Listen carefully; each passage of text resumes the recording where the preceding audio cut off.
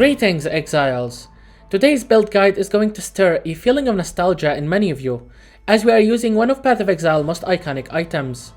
And that item is Hand of Wisdom and Action. This unique weapon adds 1 to 10 lightning damage to attacks per 10 intelligence. Arguably the best unique item in this game in terms of damage scaling potential. And it's dirt cheap as well, reducing the overall cost of this build. We are also tanky, like really tanky, having over 40,000 evasion without having to invest much into it. So as usual, we begin with our Ascendancy. We are an Inquisitor. First we go with Righteous Providence. This node makes it so that we gain critical strike chance based on our intelligence or strength, whichever one is lower. This node also gives us 50 to both attributes, which make it somewhat useful even if you are not scaling both at the same time. Next we take Inevitable Judgment. This node makes it so that our critical strikes ignores enemy elemental resistances. And since in-game bosses have 50 to elemental resistances, this node basically doubles your damage against them, assuming we have 100% crit chance. Next we got Augury of Penitence. This node makes nearby enemies take 16% increased elemental damage. It also reduces their outgoing elemental damage by 8%. Pretty useful versus some bosses like Shaper and Elder. Last but not least we got Sanctuary. We take this one solely for its 15% increased damage taken by enemies standing on our consecrated ground. We proc this with Bottled Faith Unique Flask, so make sure to get one whenever you can afford it. But with that being said, we are done with our Ascendancy. Now let's talk about Passive Tree. We got one that focuses on as much intelligence as possible. We also have lots of energy shield, some evasion, aura nodes, and claw nodes like low attack speed and critical strike chance. We also have 2 large cluster jewel setups. These are either increased damage while holding a shield or increased lightning damage. Both adds the highest amount of passives possible and have 35% increased effect of small added passive nodes, and intelligence if possible. And yeah, that was it for our passive tree. Next for our items, aside from our weapon which we have already talked about, we have an int stacking chest with as much energy shield as possible. The best way to craft something like this is to get a Crusader influenced Val Regalia and spam Essences of Spite on it until you hit both intelligence and 12% increased intelligence. From here you lock the suffixes with Benchcraft and spam Reforge Defense until you get a decent energy shield roll on the prefixes. Our next item is a Xeris Reflection Unique Shield. This one gives us lots of intelligence, a decent amount of resistances, energy shield, but most importantly, curse immunity. Being immune to curses is the best quality of life upgrade that you can have in this game. Our next item is Shaper's Touch Unique Gloves. For once this item is being used for something else other than scaling energy shield from strength. You see, these pair of gloves allows intelligence to scale evasion rating just like dexterity. And with the amount of intelligence we have in this build, we ended up with over 40,000 evasion rating without having to invest much into it. That's an entire defensive layer coming from just one unique item. This one also gives us lots of accuracy rating, which caps our hit chance without having to invest into it. Our next item is Centric Unique Boots.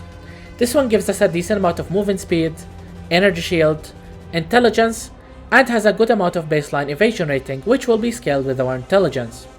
Ideally you want a rare boots with the new Sentinel mod, which gives you 1 to 5 added lightning damage to attacks per 10 intelligence. However, finding that on a well-rolled boots is going to cost you a lot. Also, I believe that it's going to be nerfed by next league because it's too strong for just a regular boot mod, and I don't want this build guide to get outdated very quickly.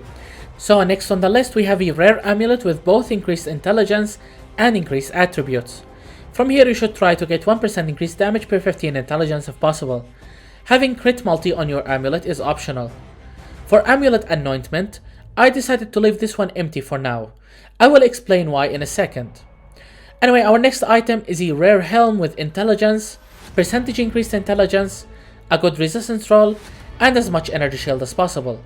The process of crafting something like this does not differ much from our body armor. Just replace Crusader influence with Hunter, and there you go. Try to craft something like this on a base that has Lightning Strike pierces 3 additional targets life enchant. Having it is essential if you want your clearing speed to be as buttery smooth as me. Otherwise, if you cannot get it for some reason, then have your amulet be anointed with piercing shots, because you need to have pierce somewhere.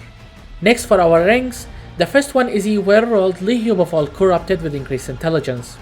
You can potentially get more out of a synthesized ring with similar implicit, however crafting that won't be easy. For our second ring, we have a rare one with tier 1 int, energy shield, increased elemental damage with attacks, flat lightning damage, and crafted attributes. Remember that each point in strength increases your critical strike chance by 1. Last but not least, we have a rare belt with increased attributes, intelligence, energy shield, and increased elemental damage with attacks. The best way to craft something like this is to spam Essences of Spite on a belt with Hunter influence until we get both intelligence and increased attributes. And that was it for our items. Now let's talk about gems that goes inside of them. For our main 6 link we have Val Lightning Strike, Awakened Elemental Damage with Attacks, Nightblade Support, Awakened Multi-Strike, Inspiration, and Awakened Ancestral Call. Next we have a 4 link aura setup. It contains Grace, Discipline, Wrath, and level 4 Enlighten. Next we got a support 4 link, starting with Assassin's Mark, Mark on Hit, Steel Skin, and level 21 Summon Lightning Golem. Next we have a 3 link movement skill setup. In it we have Whirling Blade, faster attacks, and brutality to prevent its damage from being reflected back to us. Last but not least, we got an optional 3 link setup that has every single minor aura gem in the game. All of these gems are level 1. These are here to either proc a specific Watcher's Eye mod or just provide us with 8% increased damage from our aura mastery. But yeah, that was it for our gems and their links. Now let's talk about jewels. For our Watcher's Eye, we have 40% faster start of energy shield recharge, as we prefer that over leech, and gain 10% of maximum mana as extra maximum energy shield.